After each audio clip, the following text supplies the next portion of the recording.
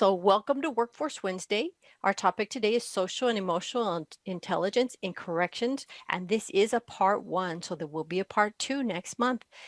Our presenter is Jennifer McNabb, and I'll share a little bit more information about Jennifer shortly. She's an adjunct faculty, AEL, and in corrections. My name is Olga Escamilla. I'm your host, and I also have my co-host or technical support, Krista Mosher and Liz Moya. They're joining me in the background. So if you see a message from them, just be sure to respond because they're here to help. Now, without further ado, I want to welcome our presenter, Jennifer McNabb. Jennifer has almost 13 years experience in working in correctional facilities as an educator. She has 6 years with a jail psychoeducational program for women prisoners dealing with trauma and addiction as an instructor, program developer, and a trainer of volunteers and instructors. She developed and ran a peer mentoring program for 17-year-old prisoners at the Dallas County Jail and has worked over 16 years with Dallas College's correctional education program. She specializes in life skills classes that provide students with soft skills for the workplace and reentry. And she is a doctoral candidate, Alba dissertation, at Southern Methodist University in the Simmons School of Education and Human Development, specializing in prison studies. So welcome, Jennifer, and I'm going to go ahead and stop sharing and we'll get started. Okay.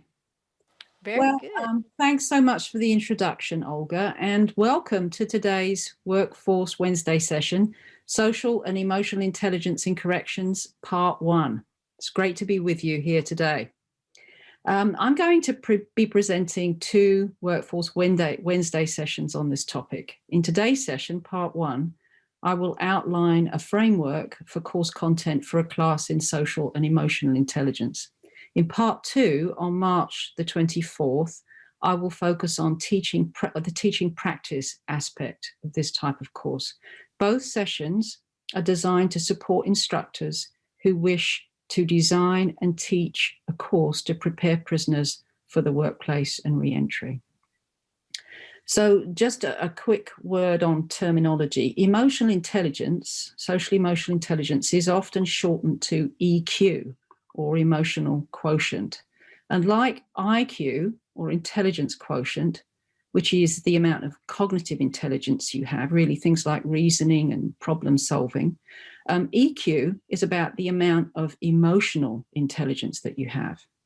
However, whereas IQ doesn't fluctuate much over a person's lifespan, EQ can be increased through the acquisition and practice of skills, which is why I teach it. So briefly, EQ then has a social component and an emotional component. And a bit later on in the presentation, I'm going to go into that in a bit more detail. So first of all, I'd like to introduce my goals for today. So the first of our goals is to spend a bit of time on contextualizing the prison as a learning environment. AEL learners bring a lot of strengths to the classroom, but they also deal with a variety of barriers to learning. And part of what we do as AEL instructors is to make sure that we understand these barriers. So I want to spend a short while talking about the common features of the prison environment and their possible effect on student learning.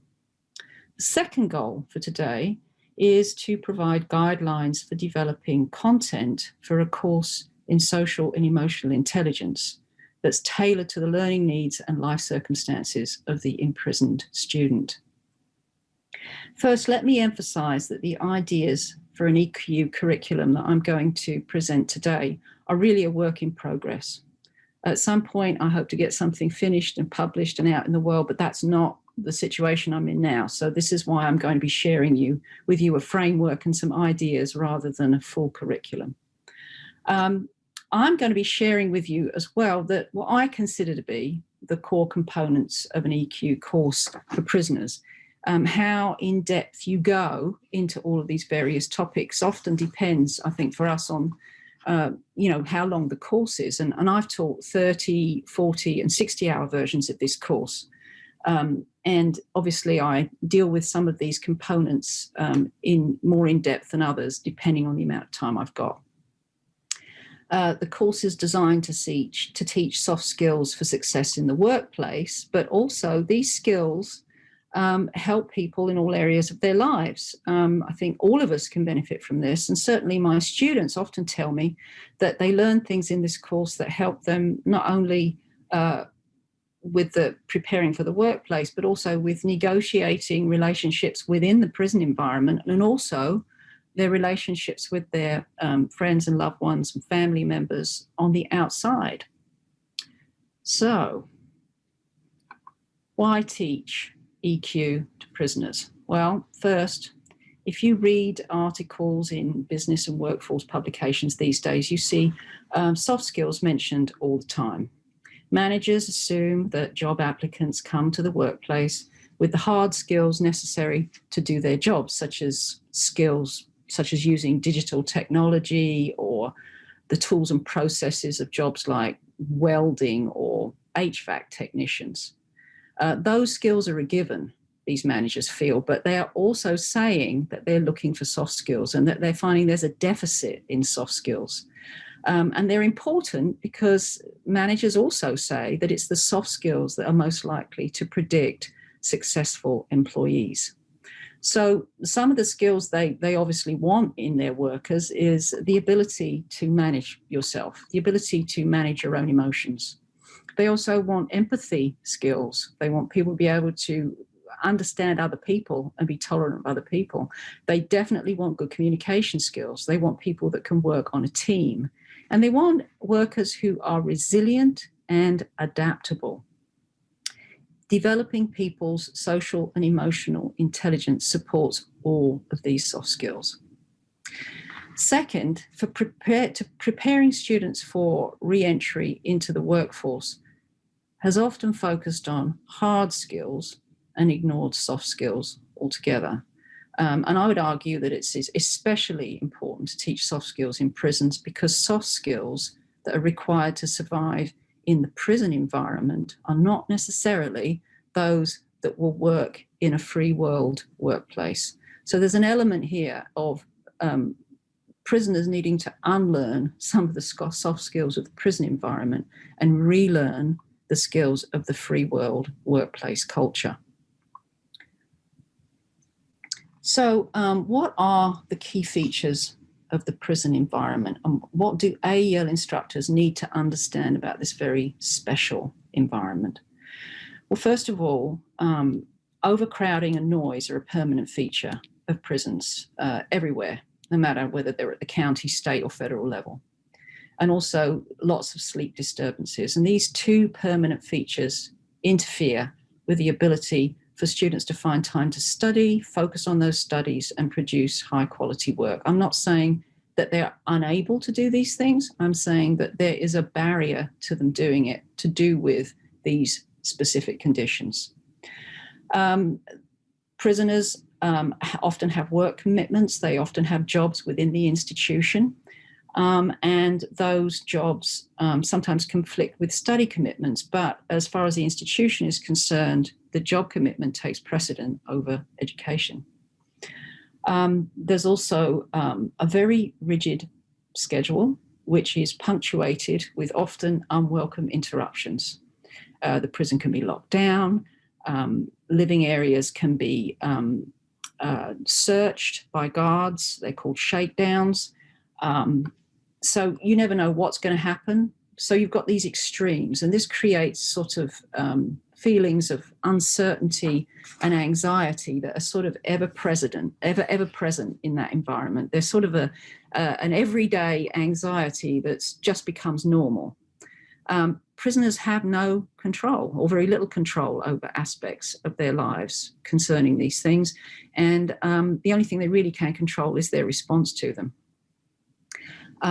Prisoners have little to no privacy, and they have little to no autonomy. So this is important. The lack of autonomy is important, as is the rigidity of the schedule. This inability, or the fact that you don't get to make decisions about what you do every day and when you do it, this affects your ability for making decisions in a proactive way in the work environment. And so behavior is often reactive to the constraints and the deprivations of the environment. So as educators, helping our students cultivate soft skills that will help them fit in and thrive in the work environment, we must be aware that proactive rather than reactive decision making is something that must be taught. Some students may never have learned good decision making skills. Some may have to relearn them. There's also a lot of material deprivation, the monotony of the diet, clothing, restrictions on personal property. These can wear people down. And there's also stress about families on the outside, and there is also stress about personal security on the inside. And this is probably truer of male prisoners than it is of female prisoners, but there's certainly security issues for female prisoners. I'm talking about personal sense of safety. All this means that prisoners are not necessarily at their best in terms of their learning. And despite the appearance that they have lots of time on their hands, that time is not necessarily their own, and it gets used up in ways beyond the student's control. The instructor being aware of this context helps with preparing students for the environment, the workplace environment, which is very different from the prison environment. I think this constant sort of comparison between the two environments is always in the background in classes of this nature. If you look at all of these elements holistically and how they all work together, you get a sense of the overall impact on an individual while they're incarcerated. I will actually be going into in more detail in part 2 ways to incorporate the instructor's awareness of the environmental context of these courses in the teaching practice part, and that's going to be part 2 on March 24th. So have any of you got any questions that you'd like to ask? That is the first part of the presentation, so it's a shorter part. So if you have any questions, please feel free to put them in the chat, and we'll take a minute or two to answer any of those now if you have them. We don't have any questions yet. Oh, wait, but we do have a comment. Liz says, great insight to the prisoner's day-to-day life. And Claire says, I haven't taught in prison, but many of my ABE and HSC students are on parole or probation. So I'm interested in learning more about how to best support them. Ooh, thank you for that, Claire. And as we can progress, you'll get a little bit more information about how to do that. Okay, all right, I'll move on then. All right, so here you've got a visual, a graphic that shows the guiding framework for this course. So let's first look at the 4 components of EQ. So you can see that we've got social awareness, self-awareness, relationship management, and self-management there.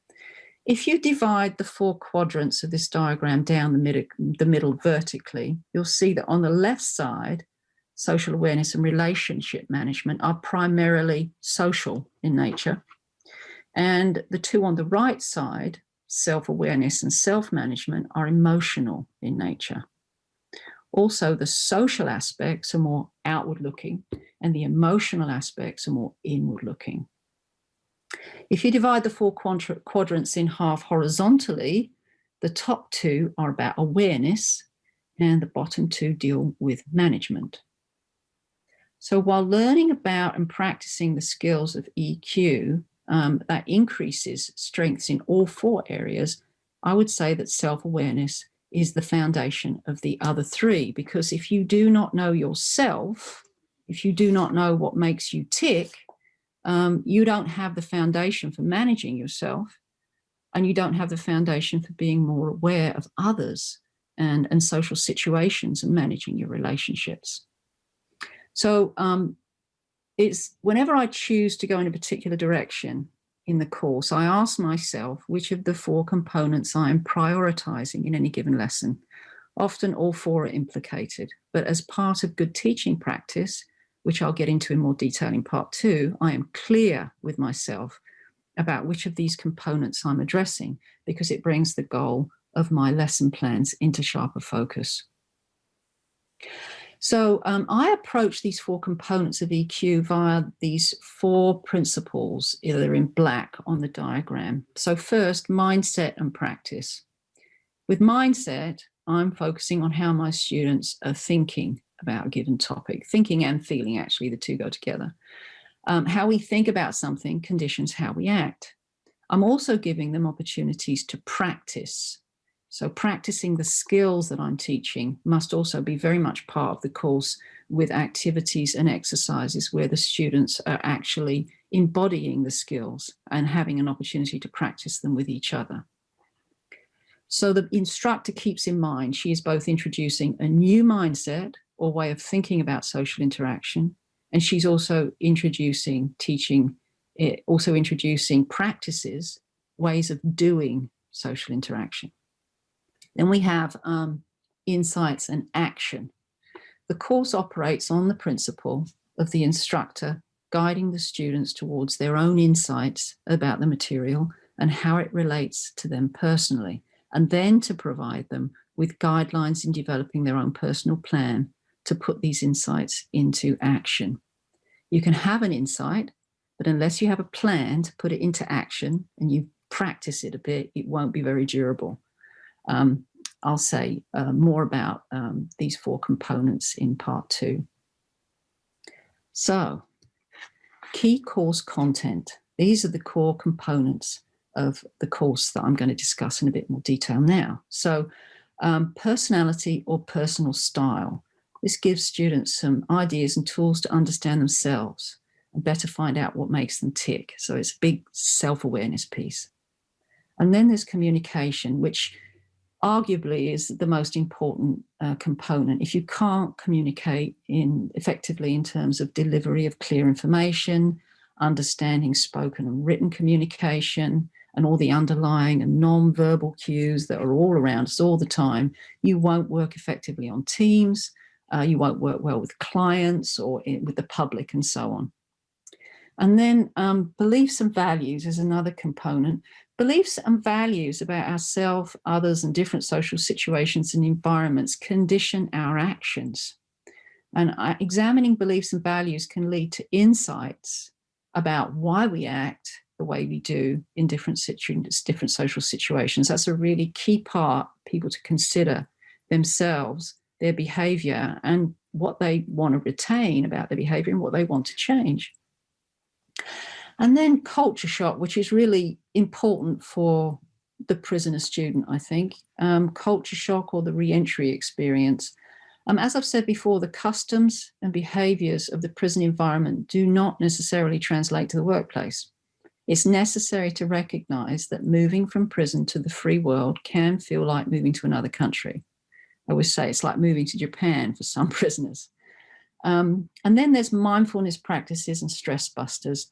Learning some tools for reducing stress that you can practice routinely when you're not in crisis, not getting your buttons pushed, has what I call a money in the bank effect.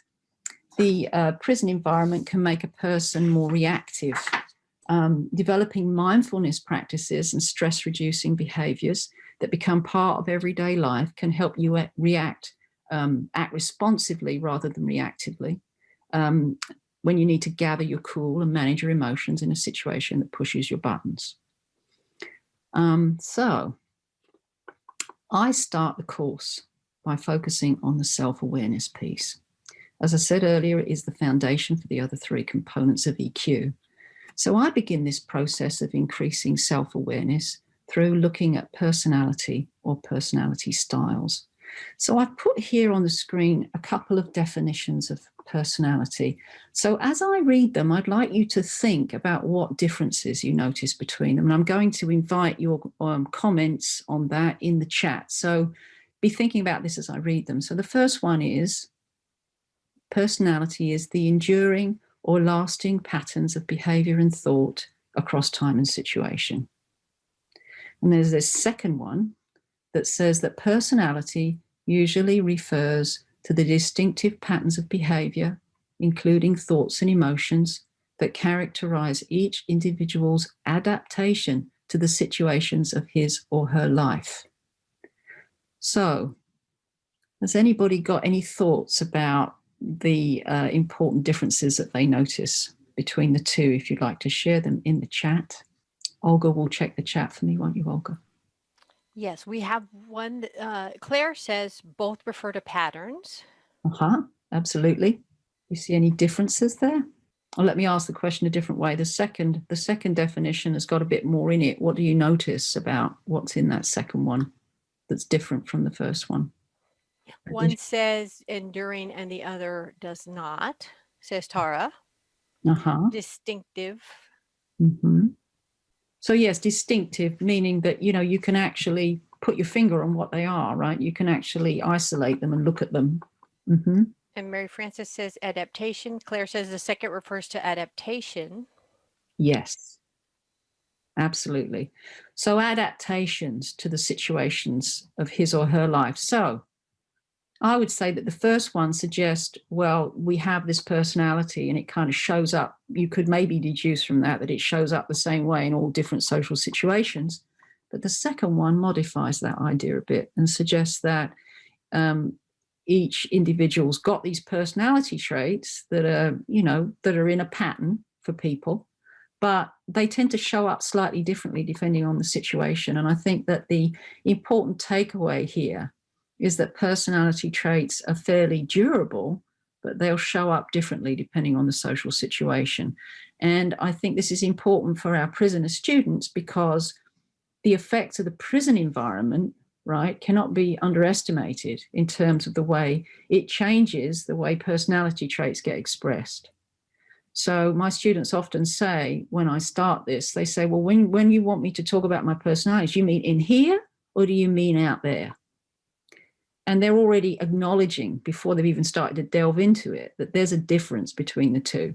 And I think that that's why I asked you to focus on this, so that we can think about these two different environments, which I think is one of the things that makes a course for prisoners in EQ a bit different from, say, a course on EQ for people on the outside, people that have never had to deal with the prison environment. So let's look first at personality styles. What are my goals in addressing personality styles? Well, I want to guide students to bring into conscious awareness some of their patterns of thinking and behaving. This is an important first step in self-awareness, one of our components of EQ. And then I want to help students explore how their patterns have contributed to successful relationships, as well as how they may have inhibited them. And this is an important step towards social awareness, looking outwards. And then I want to contextualize the behavior of others in terms of unconscious or unexamined patterns of thinking and behaving. And this gives students a different way of looking at the behavior in others. And that's social awareness. And then it encourages empathy, an important capacity for understanding and being tolerant of others. And this is essential for developing relationship management skills. So just looking at how I introduce personality styles in the course, self-assessments is one way that I do it. And these people actually really love doing self-assessments. I'm sure that you've all at some point or other done one. And certainly there's plenty of them on the internet that you can do. People love learning things about themselves. I mean, it's almost the same as reading your astrological predictions in the newspaper. People love that too. I don't know that that's terribly accurate though. But it's a fun way for students to turn the attention on themselves, and it helps them to see their own mindset and behavior in some of the traits that they discover, that they identify. And these self-assessments can be pop quizzes on the internet, most of which are just stripped down versions of standard personality tests like the Myers-Briggs or the Big Five personality traits. And you can, as I say, a lot of this stuff is on the internet. You just have to search the internet and you can find them. They don't have to be, we're not doing a psychological test. We're not psychologists doing standard testing. We just want something that stimulates our students thinking about themselves, starts to think, okay, so what kind of a person am I? You know, am I someone that likes to spend a lot of time alone? Do I like being with people? That kind of thinking. It starts that kind of thinking off. And then reading.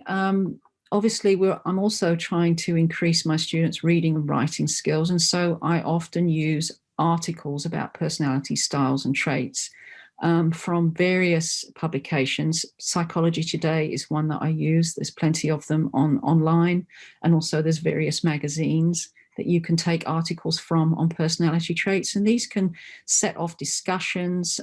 They can trigger free writes where students do written reflection, which is in the next section. There's also a lot of blogs as well that you can use and get students interested in reading them and organizing them into small groups to do reading exercises and then share out with the rest of the group. I do quite a bit of that. And then there's, as I say, the written reflection is very important for the students to capture their insights. Remember that gaining their own insights is important so that they can form some sort of action plan later on. Goals in addressing communication. The next piece of the... Before we move on, can you share an example on the personality traits and how that worked out for one of your students finding out that they were... okay, sure, yeah. Great. Yes, as I said earlier, we're teaching these skills primarily for the workplace, but students often say that they are very helpful in other areas of their lives. And I remember one student distinctly saying to me after he did an assessment of whether he was an introvert or an extrovert, which way he leaned, he had a major insight in class. He said, I just realized why me and my wife argue about this thing. We're always arguing about whether we should go out or stay in. And he said, I just realized that I like to stay in because I'm an introvert and she likes to go out because she's an extrovert. And he actually thought that it was something that she was just trying to he said, I thought she was just trying to mess with me. And I think that's the kind of insight that I'm aiming for when I do these kinds of personality tests, is I want students to try to understand that there isn't just a personal angle on this, that people's personality styles really do influence how they function. And it's not so much that they are, and this allows them to take a step back and be more tolerant of each other, because they see that we're all very much, not at the mercy exactly, but a lot of what we do is conditioned by our personality styles rather than to try and be irritating to other people or be obstructive with other people. I think a lot of people will view people being different from themselves as being obstructive. And I think that that's one of the things I try and get with these personality assessments. So now we're going to look at communication. So I want to raise awareness of the various ways that we communicate with others via both verbal and nonverbal means. I also want to raise awareness about how we communicate information about ourselves when we engage in certain communication behaviors. I think we sometimes forget that what we're communicating in terms of the factual content of what we're actually saying or writing is just a small part of what we're actually communicating. We're communicating a whole other range of things in nonverbal ways. I also want to guide students to discover their communication strengths and identify areas in which they would like to improve. And I also want them to practice optimal communication skills for the workplace and other social environments. How do I introduce communication skills into classroom? Well, I focus on different areas of communication, and listening skills is the first one I tend to tackle. I call listening the stepchild of communication. Practicing listening skills develops the capacity for attentiveness, empathy, and showing respect for others. And these capacities are key for developing social awareness and relationship management skills, which are very necessary for any form of collaboration, whether it's teamwork, working with clients, working with the public in a public-facing job. Listening is very important, but it tends to get neglected in favor of talking, which is why I call it the stepchild of communication.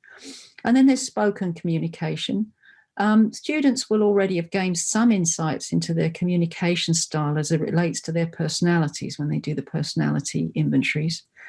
But here we look more closely at how we come across to others and what that means in terms of maintaining good working relationships with co-workers and bosses, not to mention being able to take care of our own needs in the workplace, being able to speak up maybe about things that are quite difficult to raise.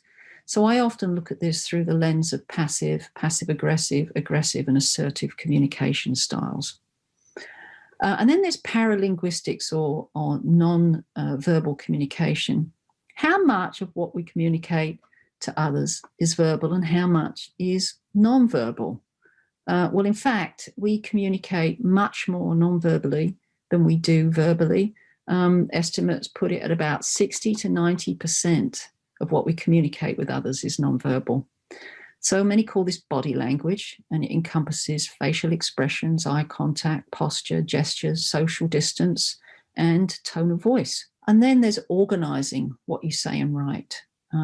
It's an important tool in any workplace situation. And I think instructors often have a variety of ways of training students to structure what they write. Perhaps less attention is given to structuring what you say in a coherent way. And actually, I have a resource on the resource slides at the end where there's a great exercise for organizing what you say and some practice exercises to do that, which I'll mention later in more detail. And then there's the business of civility and online etiquette, which is very important these days. There's now research that shows the detrimental effects of incivility in the workplace, not only in terms of workers' mental and physical health and well-being, but also in terms of the bottom line. And there's actually a really good research. There's a good article in one of the resources that I'll mention, and also a TED talk on incivility by a researcher called Christine Porath. She did the work with another researcher called Christine Pearson, the two Christines. Anyway, students will learn from this section of the course more about how to discern tone in the way they present themselves in written form, and also how they present themselves through spoken communication, how they come across, particularly that those paralinguistics are very important in terms of how civilly you come across. And then what I want them to do, obviously, is to practice. And a lot of this is to do with exercises in practicing certain skills and also evaluating themselves and evaluating each other as they do them. Some of the suggestions for self-assessments are formal self-assessments, which again, there's some in the resources that I've got at the end of the presentation. There's also free write reflections followed by a pair and share, which you can do with students too, which helps them to assess themselves. And then peer evaluation. Any activities that students do in small groups should be presented to the larger group, and you invite feedback from the rest of the group on what these groups present. Role playing is very important, a very important practice piece. Don't be afraid to let the students act out the less productive forms of communication behaviours. This is cathartic. It's also fun, but it also illustrates very clearly the effects of poor communication behaviours when you actually see students act them out. And it also provides really good points of comparison with more productive communication behaviours. Movie clips and TED Talks are another way of seeing communication in action. If you are, you do have to check with the facility where you teach, because they all have their own rules about what media you can bring in and in what form. And so, Federal Prison, where I've been teaching recently, I have to isolate movie clips or TED Talks on a separate DVD and give it to the education director to be reviewed. So just be aware that you can't just walk in with any old thing. A writing guide for the workplace, I've found a very good way of students demonstrating that they have understood and mastered some of these skills. I ask them maybe to develop workplace guides for civility, for example. I ask them to put themselves in the position of maybe an HR person that wants to help people with avoid incivility and give them information about incivility. This helps students. It's a way of teaching what they already know. So you can always assess mastery if the person can pass on what they've learned to others in a coherent way. And this is a way of getting students in an exercising class to do exactly that. And these can be team or solo exercises, depending on the makeup of the class, how many students you've got, how much time you've got, and so on. That's something for you to decide on your circumstances. And then there's written reflections. I use a lot of written reflection. I encourage students to focus on their strengths first, and then to focus on their challenge areas. You can do free writes, you can do freestyle journaling, you could do guided journaling assignments. I often give my students guided journaling assignments with questions. And so those are some of the ways to introduce communication skills. Now, Jennifer, before you move to the next slide, we have a few questions. Sure. The first one is, do you find that in working with communication skills that it's had, what kind of effect has it had on the classroom? Oh, it's had it does actually have a remarkable effect on people's behavior in the classroom. What I notice is people become a lot more conscious of their listening behaviors in particular. The fact most people realize that, and that's true of all of us, I think, is that there are deficits in their listening skills. They start to talk about, that people start to share that they've noticed that while they were listening to someone, they were actually waiting to speak rather than really listening, or that they were just spending most of their thought time judging what the person was saying rather than really listening to them. So there's a lot more self-reflection goes on. And also, I think that once you start teaching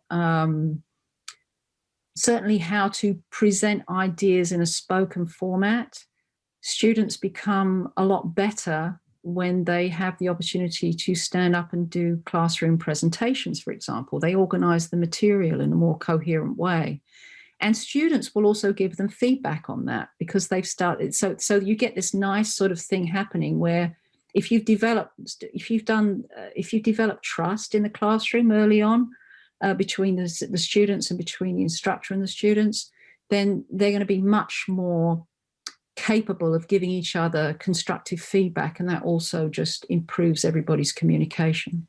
Oh, I like that. So that kind of leads to the next question. So what type of encouragement do you use if or when participants don't want to engage in developing communication skills?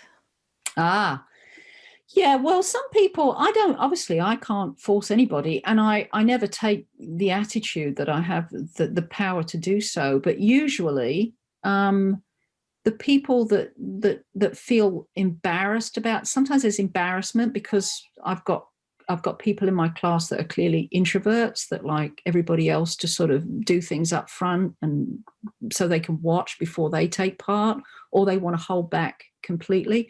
And if somebody's just really, really uncomfortable and tells me so, I'm going to talk to them individually too. I mean, I'm going to deal with this in a little bit in part 2, but part of my teaching practice is to always set aside time to have individual conversations with students in class time. You don't get an opportunity to do that outside the classroom when you're in a prison situation. So you have to set aside class time to do that. And usually I find out what people are resistant to and the reasons for them being resistant. I find generally that most students really do want to improve their communication skills because I think fundamentally we all want to be understood. And so I find that most people are not resistant to this unless they're just extremely introvert or feeling a little bit like they just don't feel very safe in the room to put themselves out there. Okay, and one more, because prisoners may not have access to email. You mentioned something about email etiquette. How are some ways that you would recommend in practicing that email etiquette? Well, you don't have to be online to practice how to write emails. What I do is I usually give them samples of emails, say from a dissatisfied customer, that kind of scenario. I come up with a scenario like that. And then they have to respond to the email in a way that is polite, addresses the issue, and that doesn't sort of go in a negative direction. I mean, sometimes, this is where the prison environment often can affect people's gut response to something that is a bit rude or a bit conflictual, is that they want to respond in kind. And that's obviously what you can't do in the workplace. And so I will give them difficult emails to respond to and often get them to work out ways of doing it. And then I will give them some information about some guidance and then ask them to redo their responses, that kind of thing, based on the extra information I've given them. I often do exercises like that. Okay, thank you. Is that all of them? Yes, Okay, yes, I'll ma'am. move on. So my goals in examining beliefs and values are to explore the cultural basis of values and beliefs, first of all, and to determine which values appear to be durable across cultures. And this is a way of addressing cultural diversity within your classroom, because you get people from multiple different cultures in a classroom these days, and different cultures have different fundamental beliefs and values. And some of them are different, but some of them are very similar. And so it helps you establish what the commonalities are and what the differences are. And these are things you have to be aware of in the workplace too. I want to guide students to examine their own values and beliefs. And I want to examine values that relate to one's work life. I also want to explore how values either align or misalign with behavior and how that might play out in the workplace. So ways of introducing beliefs and values. Well, very often the best way into this is through discussion. And I have lots and lots of questions. And here's a sample of some questions that I might use in the classroom. You know, what are beliefs? Where do they come from? Are they important? Why are they, or why are they not important? What are values? What is the connection between beliefs and values? How do they show up in everyday life? How do they influence us in our personal lives and in the workplace? Do our values show up differently at home or in the workplace? What about in prison? I also want students to identify, I do an exercise where I ask them to identify their top 3 values for the workplace and then justify their choices. There's actually a pretty good exercise for this in the resource section, which I'll point out when we come to it. And then I will do, students will do written reflections with guiding questions sometimes about where their values come from and how they have aligned with behavior in the past. What's, I think, important to point out here is that close alignment of values and behavior is a mark of personal and professional integrity. And so this is another reason to get at values and beliefs. So this was the point. I was going to pause and ask for any questions, but I know I've already had some so far on communication. Did you have any other questions that you wanted to add in at this point? I don't think we've had any other. Just Tara had made a comment that to one of the things you shared that was a great idea, and she's going to try that. Okay. So I think we're good, unless something comes up, but I think we're good to continue. Thank you. Okay. So now I'm going to look at re-entry via the EQ lens. My goal in looking at re-entry in this way is to identify important differences between the prison culture and the free world workplace culture. I want to raise in awareness the notion that re-entry is a type of culture shock that largely affects people socially and emotionally. And I also want to develop a socially and emotionally intelligent re-entry plan for each student. I want them to be able to do one that's individual to them. I think, when I've seen all sorts of different reactions to the thought of re-entering the free world in students over the years, and it usually is one extreme or another. People are overly optimistic. Everything's going to be fine when I get out. I just need to get out and everything will be fine. that means they're not really thinking about anything. And other people think that it's going to be terrible and they're terrified, which means that they haven't, either way, they haven't really got a plan. And so this is a way of students having sort of a social and emotional plan to get them to think about some of these things in advance. So the way I do this is, and it comes from one of the resources that are on the resource slide, is I look at this through the lens of the 5 R's of cultural change. And these are routines, reactions, roles, relationships, and reflections about oneself. These 5 R's help students to respond to the changes in a more thoughtful way, and at least have them think about them in advance.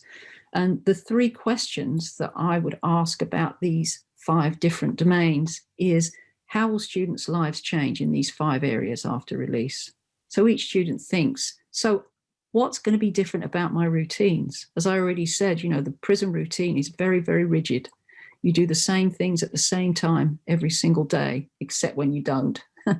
So that the free world is not going to be like that. It's going to be very different. So I encourage them to start thinking about that. And if they don't know, those are things that they know they need to ask questions about. And then the next question would be, how might they react to the changes in these 5 areas? So what would they predict their reactions to be? Maybe that's based on the last time they were in the free world. Maybe it is based on what they've learned and how they've changed.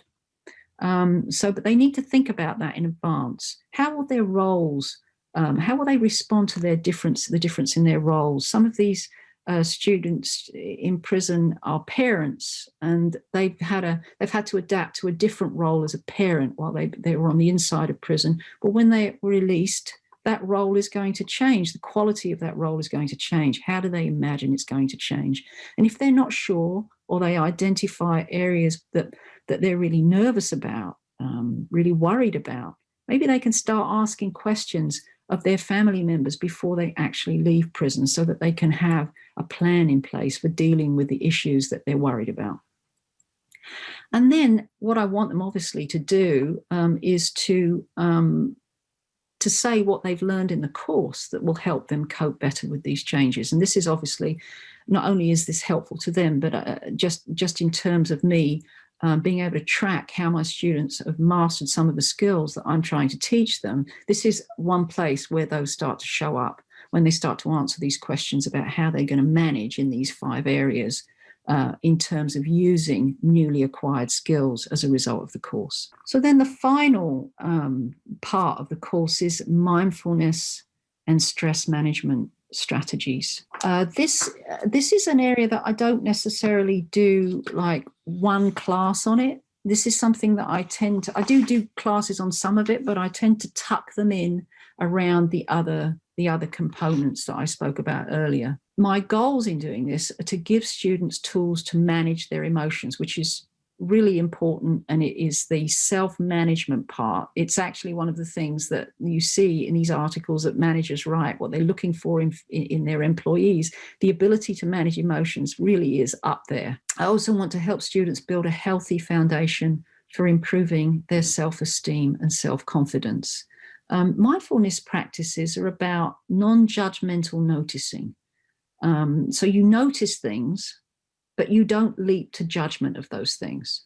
And if you increase your self-awareness, sometimes it can entail a kind of negative self-scrutiny. So the mindfulness piece reminds you not to negatively judge yourself, but to just try and maintain curiosity and honesty as you're going through this self-examination piece. There is also research that shows that mindfulness mindset and practice do actually improve self-esteem and self-confidence. I also want to teach my students tangible practices that can lower stress and increase focus and self-efficacy. So, one thing that we also know from neuroscience is that when you get really stressed, it tends to activate a part of your brain called the amygdala. And when you get like an amygdala hijack, you can lose 10 to 15 IQ points. So really getting very stressed, getting very anxious, getting very angry, all these things really does affect your ability to think. It really does diminish your cognitive capacities.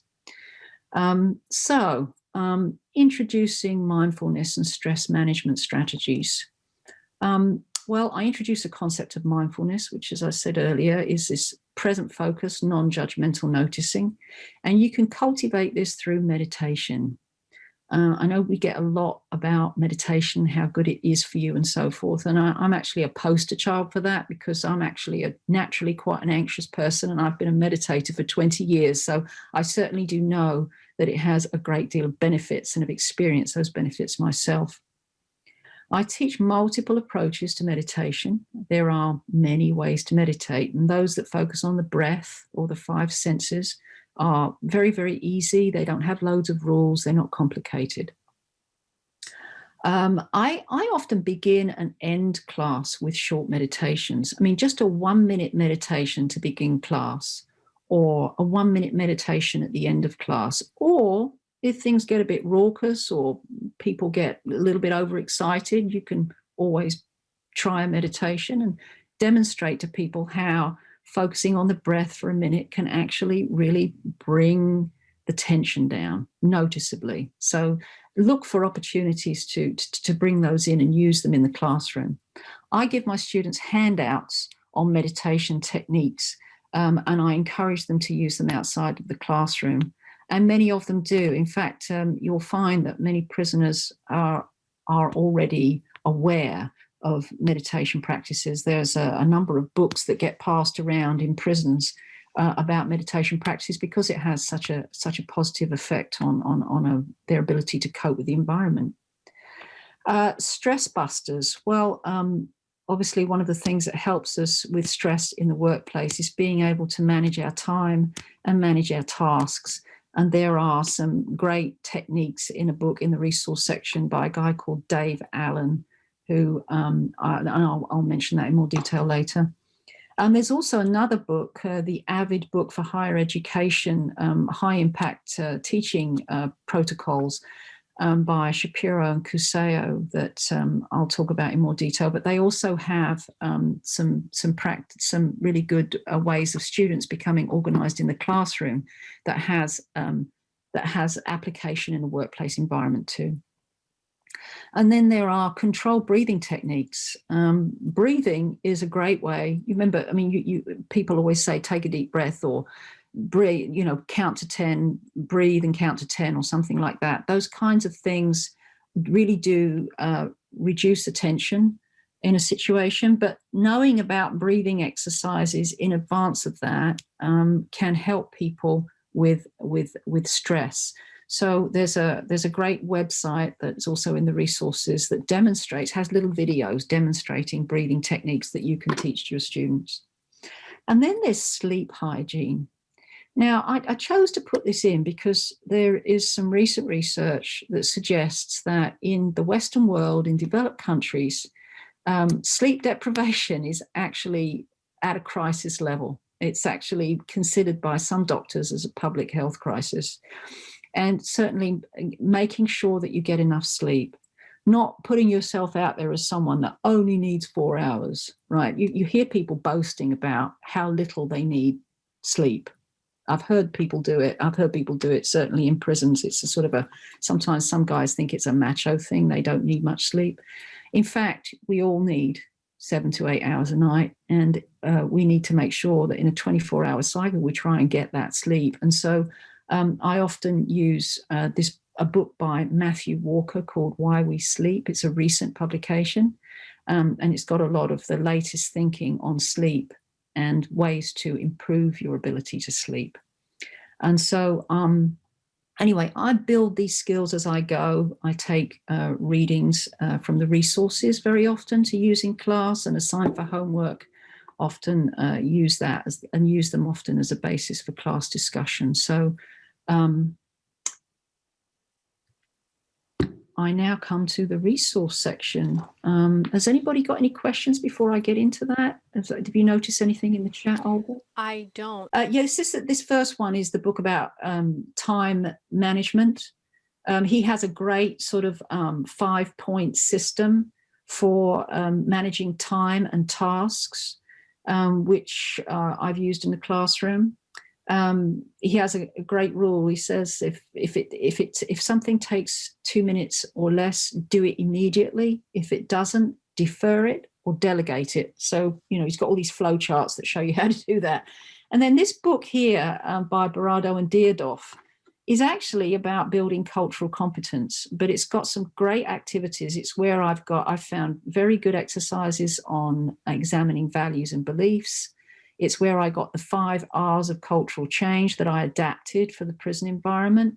And it's also got some great tools on how to talk about something in a coherent way. The book Emotional Intelligence 2.0 is a great primer on EQ. And then if you don't know about the Harvard Business Review's must-read series, they're very, very good for anybody that's teaching any courses, workforce type courses or business and technology courses. And there is this collection of articles on emotional intelligence. And that's where I got the article on incivility by Christine Porath and Christine Pearson. And then this book by Reldon Nadler, Leading with Emotional Intelligence, has some excellent self-assessments in it. And it's got a lot of strategies for improving communication, leadership skills, and so forth. And then this one here, Avid for Higher Education, High Engagement Practices for Teaching and Learning, has got tons of protocols for high engagement learning. I was privileged to do a workshop with Debbie Shapiro, one of the authors, and it is a marvelous book, and she really knows what she's talking about. And then the Matthew Walker book on Why We Sleep. This is the full citation here. And then don't forget to look at TED Talks. They're short, 15, 20-minute things, sometimes as short as 10 minutes, on all sorts of workplace-related topics that are very useful in the classroom, very useful for stimulating discussion, giving students information. The breathing exercises are at this website here. And then for communication activities and exercises, 49 communication activities that Positive Psychology have put out on the internet there. So I'm available. If you've got my email address, please contact me. If you have any other questions that we weren't able to get to today, I'm happy to share anything that I can or support you. Thank you. Thank you so much, Jennifer.